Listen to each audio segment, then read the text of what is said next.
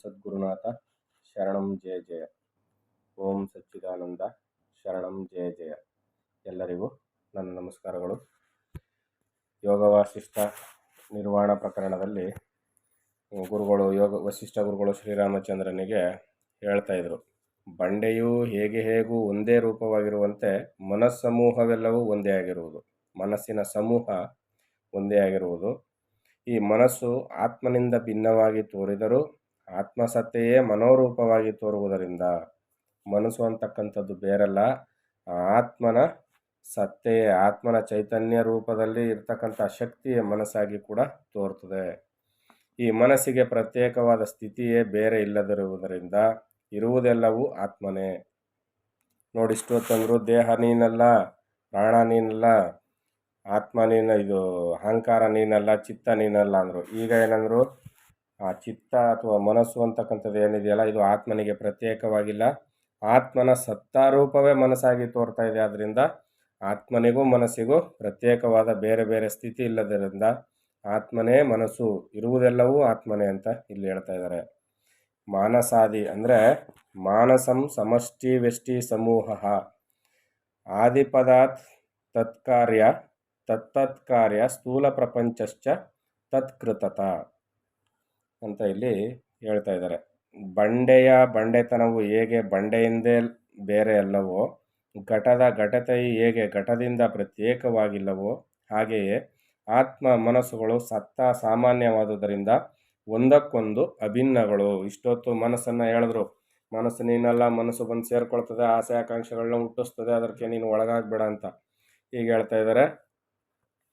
ಬಂಡೆಯಲ್ಲಿ ಆ ಬಂಡೆತನ ಕಠಿಣತೆ ಹೇಗಿದೆಯೋ ಹಾಗೆ ಘಟದಲ್ಲಿ ಘಟತೆಯು ಹೇಗಿದೆಯೋ ಹಾಗೆ ಪ್ರತ್ಯೇಕವಾಗಿಲ್ಲವೋ ಹಾಗೆ ಆತ್ಮ ಮತ್ತು ಮನಸ್ಸುಗಳು ಸತ್ತ ಸಾಮಾನ್ಯವಾದುದರಿಂದ ಒಂದಕ್ಕೊಂದು ಅಭಿನ್ನಗಳು. ಯಾಕೆ?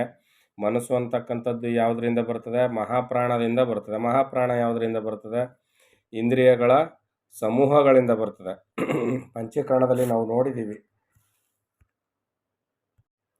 ಹಾಗೆ ಇಲ್ಲಿ ಆತ್ಮ ಮನಸ್ಸುಗಳು ಸತ್ತ ಸಾಮಾನ್ಯವಾದುದರಿಂದ ಒಂದಕ್ಕೊಂದು ಅಭಿನ್ನಗಳು. ಆ ಆತ್ಮನ ಸತ್ತ ಸಾಮಾನ್ಯ ರೂಪವೇ ಮನಸ್ಸು, ಅದರಿಂದ ಆತ್ಮಕ್ಕೂ ಮತ್ತು ಮನಸ್ಸಿಗೂ ಏನು ಭೇದವಿಲ್ಲ ಅಂತ ಹೇಳ್ತಾ ಇದ್ದಾರೆ. ಇದೇ ಸಂಬಂಧದಲ್ಲಿ ಮೋಹ ವಿನಾಶಿನಿಯಾದ ಮತ್ತೊಂದು ದೃಷ್ಟಿ ಇರುವುದು. ಕೈಲಾಸ ಮಂದಿರದಲ್ಲಿ ಚಂದ್ರಶೇಖರನಾದ ಸ್ವಾಮಿಯು ಸಂಸಾರ ದುಃಖ ಸಾಂತರ್ತ್ಯವಾಗಿ ನನಗೆ ಅದನ್ನು ಉಪದೇಶಿಸಿದನು. ಕೈಲಾಸ ಮಂದಿರದಲ್ಲಿರ್ತಕ್ಕಂಥ ಶಿವನು ಈ ಸಂಸಾರ ದುಃಖ ಶಾಂತಾರ್ಥವಾಗಿ, ಸಂಸಾರದಲ್ಲಿ ಇರ್ತಕ್ಕಂಥ ದುಃಖ ಶಾಂತವಾಗಬೇಕಾದ್ರೆ ನನಗೆ ಉಪದೇಶವನ್ನು ಮಾಡ್ತಾನೆ. ಏನಂತ? ಮನಸ್ಸು ಮತ್ತು ಆತ್ಮ ಬೇರೆ ಅಲ್ಲ ಅನ್ನೋದನ್ನು.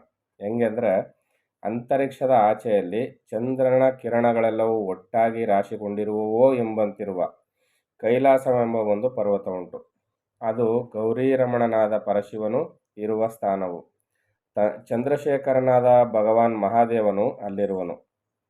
ನಾನು ಹಿಂದೊಮ್ಮೆ ಗಂಗಾ ತೀರದಲ್ಲಿ ಆಶ್ರಮವನ್ನು ಮಾಡಿಕೊಂಡು ಆ ಮಹಾದೇವನನ್ನು ಪೂಜಿಸುತ್ತಾ ಆ ಗಿರಿಯಲ್ಲಿಯೇ ವಾಸವಾಗಿದ್ದೆನು. ವಸಿಷ್ಠ ಹೇಳ್ತಾ ಇದ್ದಾರೆ, ಗಂಗಾ ತೀರದಲ್ಲಿ ಆಶ್ರಮ ಮಾಡಿಕೊಂಡು ಶಿವನನ್ನು ಪೂಜೆ ಮಾಡ್ತಾ ಆ ಗಿರಿಯಲ್ಲಿ ವಾಸವಾಗಿದ್ದರಂತೆ.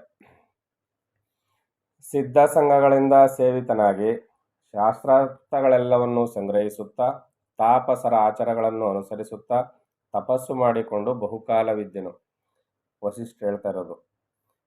ಪುಷ್ಪಾರ್ಥವಾಗಿ ಬುಟ್ಟಿಯನ್ನು ಇಟ್ಟುಕೊಂಡು ಪುಸ್ತಕಗಳನ್ನೆಲ್ಲ ಸಂಗ್ರಹಿಸಿಕೊಂಡು ಕೈಲಾಸದ ಸಮೀಪದ ವನದಲ್ಲಿ ಇದ್ದೆನು. ಹೀಗೆ ತಪಸ್ಸು ಮಾಡಿಕೊಂಡು ಇರಲು ಬಹುಕಾಲವು ಕಳೆದು ಹೋಯಿತು. ಒಂದು ಶ್ರಾವಣ ಮಾಸದ ಅಷ್ಟಮಿಯು ಬಂತು. ರಾತ್ರಿಯ ಮೊದಲನೆಯ ಜಾವವು ಅರ್ಧ ದಿನ ಕಳೆದಿತ್ತು. ದಿಕ್ಕುಗಳೆಲ್ಲವೂ ಶಾಂತವಾಗಿದ್ದವು. ಒಣಗಿದ ಕಡ್ಡಿಯಂತೆ ಮೌನವಾಗಿದ್ದವು. ದಟ್ಟವಾದ ಪೊದೆಗಳಲ್ಲಿ ಕತ್ತಲು ಕತ್ತಿಯಿಂದ ಕಡಿಯಬಹುದೋ ಎನ್ನುವ ಮಟ್ಟಿಗೆ ದಪ್ಪವಾಗಿತ್ತು. ದಟ್ಟವಾದ ಪೊದೆಗಳಲ್ಲಿ ಅಂದರೆ ಕತ್ತಲು ಅಷ್ಟರ ಮಟ್ಟಿಗೆ ಆವರಿಸಿತ್ತು. ಹೀಗಿರುವ ರಾತ್ರಿಯಲ್ಲಿ ಮೊದಲನೆಯ ಯಾಮವು ಅರ್ಧ ಕಳೆದಿರುವಾಗ ನಾನು ಧ್ಯಾನ ಸಮಾಧಿಯನ್ನು ಶಿಥಿಲಗೊಳಿಸಿ ಬಾಹ್ಯಮುಖನಾಗಿ ಆಗ್ರಾದ್ಯಕ್ಕಾಗಿ ಕುಳಿತಿದ್ದೆನು. ಆಗ್ರಾದ್ಯಕ್ ಎಂದರೆ ಎದುರಿಗಿರುವುದನ್ನು ಉದ್ದೇಶರಹಿತವಾಗಿ ನೋಡುತ್ತಿರುವುದು. ಆ ಸಮಯದಲ್ಲಿ ಅರಣ್ಯದಲ್ಲಿ ಹಠಾತ್ತಾಗಿ ಒಂದು ತೇಜೋರಾಶಿಯು ಕಾಣಿಸಿತು. ಆ ತೇಜೋಮಂಡಲವು ಶುಭ್ರವಾದ ಮೇಘಗಳು ನೂರಾರು ಸೇರಿರುವಂತೆಯೂ ಚಂದ್ರಬಿಂಬಗಳು ಗುಂಪು ಗುಂಪಾಗಿ ಬಂದಂತೆಯೂ ಇದ್ದು ದಿಕ್ಕು ದಿಕ್ಕುಗಳನ್ನೆಲ್ಲ ಬೆಳಗುತ್ತಿರುವುದನ್ನು ನೋಡಿ ನನಗೆ ಆಶ್ಚರ್ಯವಾಯಿತು. ಎಷ್ಟೊತ್ತಲೇ ಸರಿ ಮಧ್ಯರಾತ್ರಿಯಲ್ಲಿ ಈ ಕೆಲಸ ಆಗ್ತಾ ಇದೆ. ಇದನ್ನೆಲ್ಲ ನೋಡ್ತಾ ಇದ್ರು ವಸಿಷ್ಠರು. ನಂತರ ಇದೇನೆಂದು ವಿಸ್ಮಯಪಟ್ಟು ಹೊರಕಣ್ಣು ಕಂಡುದು ಏನು ಎಂಬುದನ್ನು ಒಳಗೆ ತೋರಿಸಿಕೊಡುವ ಬುದ್ಧಿ ದೃಷ್ಟಿಯನ್ನು ಹಿಡಿದು ನೋಡುವುದರೊಳಗಾಗಿ ಚಂದ್ರಶೇಖರನಾದ ಸ್ವಾಮಿಯು ಕಣ್ಣೆದುರು ನಿಂತನು. ಈಗ ಜಗ್ಗಂತ ಬೆಳಕಾಯ್ತಲ್ಲ, ಆ ಜಗ್ಗನೆ ಬೆಳಕಾದ ಜಾಗದಲ್ಲಿ ಏನಪ್ಪ ಅಂತ ಕಣ್ ತೆರೆದು ನೋಡಿ ಬುದ್ಧಿಯಿಂದ ಆಲೋಚನೆ ಮಾಡ್ತಿರುವಷ್ಟರಲ್ಲಿಯೇ ನನ್ನ ಎದುರುಗಡೆ ಬಂದು ಚಂದ್ರಶೇಖರನಾದ ಸ್ವಾಮಿಯು ಶಿವನು ನಿಂತ್ಕೊಂಡನು. ಆ ಪ್ರಭುವಿಗೆ ಗೌರಿ ದೇವಿಯು ಹಸ್ತಲಾಘವವನ್ನು ಕೊಡುತ್ತಿದ್ದಳು. ನಂದಿಕೇಶ್ವರನು ದಾರಿಯನ್ನು ತೋರಿಸಿಕೊಂಡು ಮುಂದೆ ನಡೆದು ಬರುತ್ತಿದ್ದನು. ಮಹಾದೇವನು ಸಾವಧಾನದಿಂದ ದಾರಿಯಲ್ಲಿರುವ ಶಿಷ್ಯರನ್ನೆಲ್ಲ ಮಾತನಾಡಿಸುತ್ತಾ ಅವರು ಒಪ್ಪಿಸಿದ ಆರ್ಗೆಗಳನ್ನು ಸ್ವೀಕರಿಸುತ್ತಾ ಬರುತ್ತಿದ್ದನು. ಈ ರೀತಿಯಲ್ಲಿ ಒಂದು ದೃಶ್ಯವನ್ನು ನೋಡ್ತಾ ಇದ್ದಾರೆ. ಆ ಮಹಾದೇವನು ನನ್ನ ಕಡೆ ತಿರುಗಲು ಆತನ ದೃಷ್ಟಿ ಪ್ರಸಾರ ಮಾತ್ರದಿಂದಲೇ ಪಾವನನಾಗಿ ಸಂತೋಷಗೊಂಡು ಆತನ ಬಳಿ ಸಾರಿ ದೂರದಿಂದಲೇ ಪುಷ್ಪಾಂಜಲಿಯನ್ನು ಒಪ್ಪಿಸಿ ಆ ತ್ರಿಲೋಚನನ ಸನ್ನಿಧಿಯನ್ನು ಸೇರಿದನು. ಶಿವನು ನಡೆದು ಬರ್ತಾ ಇದ್ರೆ ಸೇವಕರೆಲ್ಲ ಬನ್ನಿ ಸ್ವಾಮಿ ಮುಂದೆ ಸಾಗಿ ಅಂತ ದಾರಿಯನ್ನು ತೋರಿಸ್ಕೊಡ್ತಾ ಇದ್ರು. ಅವರು ಆ ರೀತಿಯಲ್ಲಿ ಬರ್ತಾ ವಸಿಷ್ಠರ ಆಶ್ರಮಕ್ಕೆ ಬಂದರು. ಆಗ ಇವರು ದೂರದಿಂದಲೇ ಪುಷ್ಪಾಂಜಲಿಯನ್ನು ಮಾಡಿ ಆ ಶಿವನನ್ನು ಸೇರಿದ್ರು. ಆರ್ಘ್ಯವನ್ನು ಕೊಟ್ಟು ಪ್ರಣಾಮವನ್ನು ಅಭಿವಾದನವನ್ನು ಮಾಡಿ ಚಂದ್ರನ ಚಂದ್ರಿಕೆಯ ಸಖಿಯೋ ಎಂಬಂತಿರುವ ರುಜುವು ಶೀತಲವೂ ಆದ ಸಮಸ್ತವಾದ ಆರತಿಗಳನ್ನು ಆರಿಸುವ ಆತನ ಪ್ರಸಾದ ದೃಷ್ಟಿಗೆ ಪಾತ್ರನಾದೆನು. ಪ್ರಣಾಮ ಅಂದರೆ ಏನು ಅಂದರೆ ದೇಹದಿಂದ ಮಾಡುವ ನಮಸ್ಕಾರ. ಪ್ರಣಾಮ ಮಾಡೋದಂದ್ರೇನು? ದೇಹದಿಂದ ಮಾಡ್ತಕ್ಕಂಥ ನಮಸ್ಕಾರ. ಅಭಿವಾದನ ಅಂದ್ರೇನು? ಕಿವಿಗಳನ್ನು ಹಿಡಿದುಕೊಂಡು ಪ್ರವರ ಹೇಳಿಕೊಂಡು ಪಾದಗಳನ್ನು ಮುಟ್ಟಿ ಮಾಡುವ ನಮಸ್ಕಾರ. ಅರ್ಥ ಆಯ್ತಲ್ವಾ? ನೋಡಿದ್ದೀವಿ ದೇವಸ್ಥಾನಗಳಲ್ಲೆಲ್ಲ ಎರಡೂ ಕಿವಿಗಳನ್ನ ಹಿಡ್ಕೊಂಡು ಕುಣಿತಾ ಇರ್ತಾರೆ, ಹಿಂಗೆ ಬಸ್ಕಿ ಹೊಡೆಯೋದಾರ. ಅದನ್ನು ಅಭಿವಾದನ ಅಂತ ಕರೆಯೋದು. ಪ್ರಣಾಮ ಅಂದ್ರೇನು? ದೇಹದಿಂದ ಮಾಡ್ತಕ್ಕಂಥ ನಮಸ್ಕಾರ. ಹೂಗಳು ದಟ್ಟವಾಗಿ ಬೆಳೆದಿದ್ದ ಒಂದೆಡೆಯಲ್ಲಿ ಆ ಮಹಾದೇವನನ್ನು ಆಸನಾಸೀನನಾಗುವಂತೆ ಪ್ರಾರ್ಥಿಸಿಕೊಂಡು, ಅಂದರೆ ಹೂಗಳು ಚೆನ್ನಾಗಿ ಬೆಳೆದಂಥ ಒಂದು ಜಾಗದಲ್ಲಿ ಶಿವನನ್ನು ಕೂರಿಸ್ತಾರೆ. ಆತನ ಬಳಿ ಸಾರಿ ಆ ತ್ರೈಲೋಕ್ಯ ಸಾಕ್ಷಿಯಾದ ಶಂಕರನಿಗೆ ಆರ್ಘ್ಯವನ್ನು ಪುಷ್ಪವನ್ನು ಪಾದ್ಯವನ್ನು ಮತ್ತೆ ಭಕ್ತಿಯಿಂದ ಒಪ್ಪಿಸಿದನು. ವಸಿಷ್ಠರು ಇಷ್ಟೆಲ್ಲ ಕೆಲಸವನ್ನು ಶಿವನಿಗಾಗಿ ಮಾಡ್ತಾರೆ. ಮಂದಾರ ಪುಷ್ಪಗಳನ್ನು ಬೊಗಸೆಯಾಗಿ ಆತನಿಗೆ ಪೂಜೆ ಮಾಡಿ ನಾನಾ ವಿಧವಾದ ನಮಸ್ಕಾರಗಳಿಂದಲೂ ಬಹುವಿಧವಾದ ಸ್ತೋತ್ರಗಳಿಂದಲೂ ಆ ಪರಮಶಿವ ಮೂರ್ತಿಯನ್ನು ಅಭ್ಯರ್ಚನೆ ಮಾಡಿದೆನು. ವಸಿಷ್ಠರು ಹೇಳ್ತಾ ಇದ್ದಾರೆ, ಈ ರೀತಿಯಲ್ಲಿ ಶಿವನನ್ನು ನಾನು ಪೂಜೆಯನ್ನು ಮಾಡಿದೆ. ಹಾಗೆಯೇ ಆ ಪರಶಿವನ ಅರ್ಧಾಂಗಿಯಾದ ಗೌರಿದೇವಿಯನ್ನು ಅದೇ ರೀತಿಯಲ್ಲಿ ಪೂಜೆ ಮಾಡಿದನು. ಆಕೆಯ ಸಖಿಯರನ್ನು ಗಣಗಳನ್ನು ಸಹ ಹಾಗೆಯೇ ಪೂಜೆ ಮಾಡಿದನು. ಅವರ ಇಬ್ಬರನ್ನ ಮಾತ್ರ ಅಲ್ಲ, ಅವರ ಸಖಿಯರನ್ನು ಅವರ ಗಣಗಳನ್ನು ಸಹ ಪೂಜೆ ಮಾಡಿದೆ. ಪೂಜೆ ಎಲ್ಲವೂ ಮುಗಿದ ಮೇಲೆ ಪ್ರಶಾಂತವಾದ ವಾಕ್ಯಗಳಿಂದ ಅಲ್ಲಿಯೇ ಕುಳಿತುಕೊಳ್ಳೆಂದು ಹೇಳಿ ಕುಳ್ಳಿರಿಸಿಕೊಂಡು ಆ ಚಂದ್ರಶೇಖರನಾದ ಸ್ವಾಮಿಯು ನನ್ನನ್ನು ಕುರಿತು ಮಾತನಾಡಿದನು. ಪೂಜೆಯ ಕಾರ್ಯ ಎಲ್ಲ ಮುಗಿತು.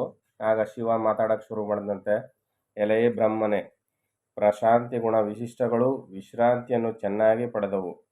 ಯಾವಾಗಲೂ ಅನುಗ್ರಹವನ್ನೇ ಮಾಡುವವಾದ ನಿನ್ನ ಚಿತ್ತವೃತ್ತಿಗಳು ಪರಮಪದದಲ್ಲಿ ಯಾವಾಗಲೂ ನೆಲೆಸಿರುವವಷ್ಟೇ. ಅವ್ರು ಹೇಳ್ತಾರೆ, ಯಾವಾಗಲೂ ಅನುಗ್ರಹವನ್ನೇ ಮಾಡ್ತಕ್ಕಂಥ ಗುಣ ಇರೋನು ನೀನು. ನಿನ್ನ ಚಿತ್ತವೃತ್ತಿ ಎಲ್ಲ ಏನು ಮಾಡ್ತಾ ಇರ್ತದೆ? ಕೇವಲ ಇನ್ನೊಬ್ಬರಿಗೆ ಅನುಗ್ರಹಗಳನ್ನು ಮಾಡುವುದರಲ್ಲೇ ಕೆಲಸ ಮಾಡ್ತಾ ಇರ್ತದೆ. ಅಂಥ ಪರಮಪದದಲ್ಲಿ ಯಾವಾಗಲೂ ನೆಲೆಸಿರುವೆ ಅಷ್ಟೇ. ನೆಲೆಸಿದೆಯಲ್ವಪ್ಪ ನೀನು? ಅಂಥ ಪರಮಪದದಲ್ಲಿ ನೆಲೆಸಿದೆಯಾ ತಾನೇ? ನೆಲೆಸಿರುವೆ ಅಷ್ಟೇ ಅಂತ ಕೇಳ್ತಾರೆ. ಅದಕ್ಕೆ ಮತ್ತು ಮುಂದುವರೆದು ಹೇಳ್ತಾರೆ, ನಿನ್ನ ತಪಸ್ಸುಗಳೆಲ್ಲವೂ ನಿರ್ವಿಘ್ನವಾಗಿ ಕಲ್ಯಾಣಪ್ರದಗಳಾಗಿ ನಡೆಯುತ್ತಿರುವುದೇ. ನೀನು ಏನನ್ನು ಪಡೆಯಬೇಕೆಂದಿರುವೆಯೋ ಅದು ದೊರೆಯಿತೆ. ನಿನ್ನ ಭೀತಿಗಳೆಲ್ಲ ಶಾಂತವಾದವೇ ಅಂತ ಶಿವ ವಸಿಷ್ಠರಿಗೆ ಪ್ರಶ್ನೆಯನ್ನು ಕೇಳ್ತಾ ಇದ್ದಾನೆ. ದೇವದೇವನಾದ ಮಹಾದೇವನು ಹೀಗೆ ಕೇಳಲು, ರಾಘವ, ಅನುನಯದಿಂದ ಕೂಡಿದ ಮಾತುಗಳಿಂದ ಸರ್ವಲೋಕಗಳಿಗೂ ಕಾರಣನಾದ ಆ ಸದಾಶಿವನಿಗೆ ನಾನು ಹೀಗೆ ಅರಿಕೆ ಮಾಡಿಕೊಂಡೆನು. ಶಿವ ಈ ರೀತಿಯಲ್ಲಿ ಪ್ರಶ್ನೆಯನ್ನು ಮಾಡಿದಾಗ ಆ ಮಹಾದೇವನಿಗೆ ಅನುನಯದಿಂದ ವಸಿಷ್ಠರು ಈ ರೀತಿಯಲ್ಲಿ ತಮ್ಮ ಅನಿಸಿಕೆಗಳನ್ನ ಅರಿಕೆ ಮಾಡ್ಕೊಳ್ತಾರೆ. ಅದು ಏನು ಅಂತ ಮುಂದಿನ ಆಡಿಯೋದಲ್ಲಿ ನೋಡೋಣ. ಎಲ್ಲರಿಗೂ ಒಳ್ಳೆಯದಾಗಲಿ. ಓಂ ಸದ್ಗುರುನಾಥ ಶರಣಂ ಜಯ ಜಯ.